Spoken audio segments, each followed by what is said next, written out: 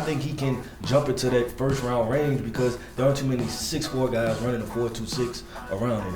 All right, gentlemen, we got to talk about one of my personal favorites in this year's class. And I know you and I had a chance to interview Tariq Woolen, the cornerback from UTSA, carrying an 80.42 valuation for us as a consensus amongst the group. Really interesting story. I'm going to do a set the table for everybody, and let's talk about Tariq.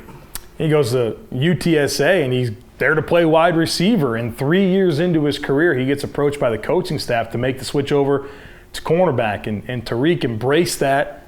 And within 2 seasons after starting at UTSA and being part of the first ever conference championship team at UTSA, this guy's on the NFL's radar to be a corner. And, I mean, that speaks to how well that transition went. And obviously, the size is off the charts. I mean, legitimately like a 6'4" corner with crazy length. 6'4", 205, 33.6. Right. What was the 40? What do you run? Sub 4.3? Yeah, 4.26 verified. One of the fastest times ever in the history of the combine. And so very much a work in progress developing his coverage instincts. But as the bet on traits guy, come on now, this is everything I'm looking for in a ball of clay, that you get this guy in your building and you feel like there's really no limit to what he can become because he has no physical limitations at all. Yes, man. So I absolutely love corners, of course, man, and he is one of my favorite in this draft. You think about his rise, I think of Sherman when he came from Stanford, man. Same size, played receiver very early on, was an all Pac-10 guy as well. And for Tariq, there's a lot to like there. There's a length, straight line speed guy. I do think he will have some issues playing in off man some. I mean, but teams, to run a cover 3 scheme like Seattle, San Francisco, the Jets, they're going to love this player. I think this is someone that should be pressed or playing in a zone scheme where he can bail. But there's a ton of upside there in terms of speed and ball skills. So. Yeah, I agree. And you talk about a guy that has won the draft process thus far. Like he has hit a home run. I don't even know what's past that. What's the Grand Slam? Grand Slam. Yeah, I'm not a baseball guy. My baseball guys. He hit a Grand Slam. And Dre talked about his, him needing to develop his technical stuff at the line of scrimmage. But we've seen success with this in the NFL with guys like Trayvon Diggs, who I wasn't that high on personally. I'm gonna be completely honest. Same. Because he lacked a lot of technical stuff. He had played a lot of off, and then I was worried about him. But we seen the ball skills, and we knew Trayvon Diggs had the ball skills. And what was he? A former wide receiver. So with Tariq Woolen, him running a 4.26 and him being 6'4", I think it's just a matter of how high this guy's go. And I think he can jump into that first round range because there aren't too many 6'4" guys running a 4.26 around here.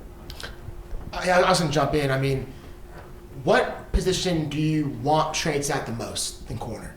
Right? You want corners to have a length, to be tall, to be able to run with the speed of receivers, because at the end of the day, oftentimes corners have no help on the outside. Right. So we need your best athletes to be corners.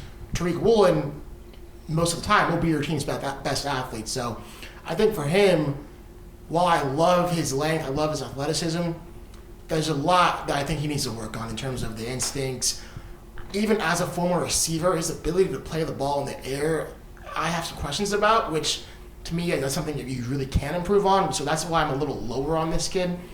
But one thing that we haven't touched on is this guy's tough. He will come in and tackle.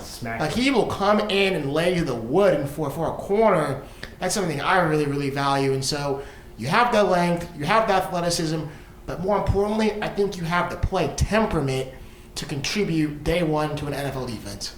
Absolutely. And for me, I think anybody that drafts this kid, just be patient with his growth.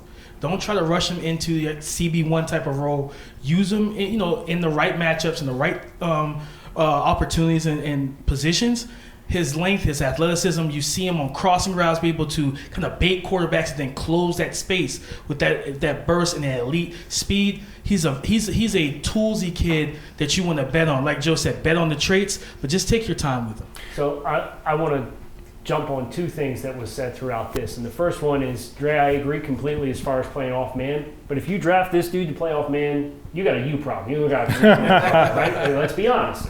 But the other thing is, we interviewed Tariq.